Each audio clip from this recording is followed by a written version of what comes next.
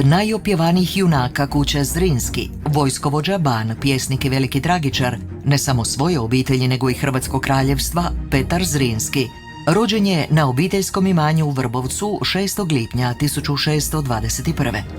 Kad mu je bilo 5 godina, njegov otac poginuo je na vojnom polju, a majka se ubrzo preudala. Petar se snažno i trajno povezao s godinu dana starijim bratom Nikolom. Zajedno su prošli i škole dostojne njihova podrijetla, susret s papom, vatrena krštenja kad su preuzeli imanja. Od svih obuka Petar je najviše sklonosti pokazivao prema ratničkim vještinama.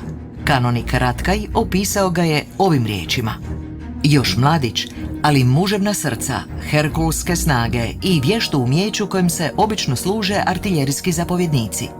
Prvi put proglašen je veleizdajnikom jedva napunivši 20. zbog sukoba s njemačkim časnicima oko mlina. No kruna je trebala braću u 30-godišnjem ratu, pa je to zaboravljeno. Petar je u tom ratu junačkim i neustrašivim pothvatima Europom pronio glas o sebi. Samog cara spasio je od švedskog zarobljavanja. Sudjelovao je u Kandijskom ratu na strani Mlečana, s Turcima, stalnim mušterijama, ogledao se na bojnom polju gotovo neprekidno. Imanja braće bila su na samom razgraničenju s Osmanlijama. Posebno je impresivna bila njegova bitka s mnogostruko nadmoćnim neprijateljem kod Otočca. Petar se pokazao i kao dobar gospodarstvenik i s bratom uvelike je unaprijedio svoje imanja koja su učinila gotovo cijelu tadašnju Hrvatsku. Mladog cara Leopolda I osobno je u kapetanskoj odori na svom brodu prevezao do Trsta.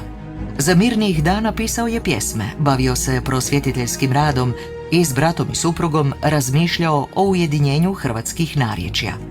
Braća su s vlastima u Beču uglavnom imala nategnute odnose. Sam ih je Petar komentirao: ne znam, drži li me dvor za dijete ili za ludu. Drugi je put rezimirao kako mu dvor uvijek daje dužnosti s puno troška, a pritom izdašna mjesta daje nespretnim i nevrijednim ljudima. Četvrti Petar u obitelji Zrinski bio je odvažan, zapanjujuće hrabar, pravedan, ali i žestoki i nagle čudi. Nije imao strpljenja za diplomaciju kao njegov brat i toga je došlo glave.